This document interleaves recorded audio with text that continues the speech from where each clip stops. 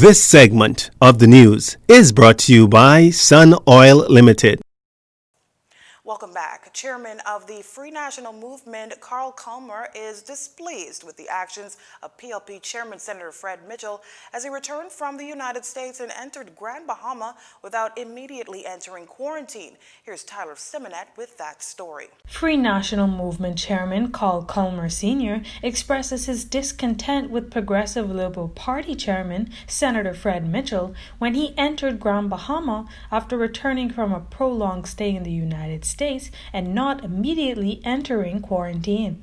In a statement released yesterday, Mr. Culmer stated that the PLP consistently puts politics over people. Their interests were always more important than those of hard-working Bahamians. Mr. Culmer admonishes Mr. Mitchell for conducting an interview with ZNS rather than immediately heading into quarantine after landing, as COVID-19 protocols called for. The F&M chairman contends that Mr. Mitchell's conduct shows that politics and seeking power are the things foremost in his mind, and that to him, there's one set of guidelines for regular Bahamians and another for him. Mr. Culmer ended his statement saying that the country is fortunate that the Prime Minister, Dr. Hubert Minnis, and the F&M are in power rather than the woeful PLP.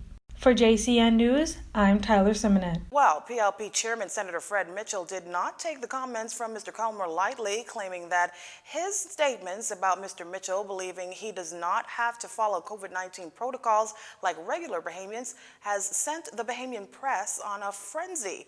On September 2nd, Mr. Mitchell was interviewed by the Broadcasting Corporation of the Bahamas in Grand Bahama after returning from the United States. Mr. Mitchell had this to say in response. I do not propose to enter that game and to make any specific comments beyond what I said at the airport. It is clear why I came here. It is clear the circumstances under which I came here. It is clear what my view is of the law. I claim no special privileges. Apart from that, I have no specific comment. The authorities are aware that I am in the Bahamas. This is a Bahamian island.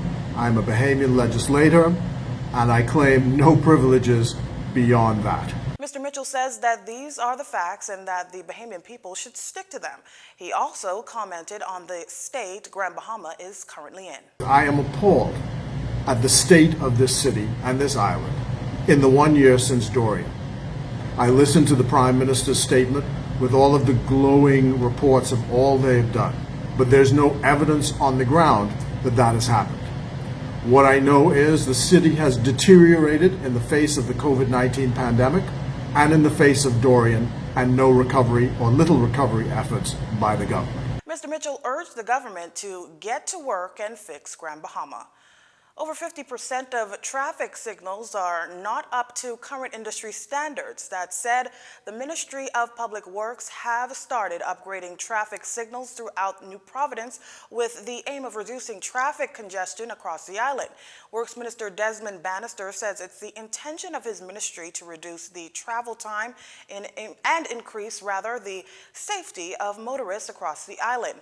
In the current traffic signal network in Nassau, 40 of them are more than 30 years old. Minister Bannister contends that the equipment no longer meets industry standards and are outdated, noting that it's imperative that the old equipment be replaced with upgraded equipment to produce the proper level of service that will meet the traffic flow demand. No timeline has been given on the completion of the upgrades. Stay with us. This segment of the news has been brought to you by Sun Oil Limited.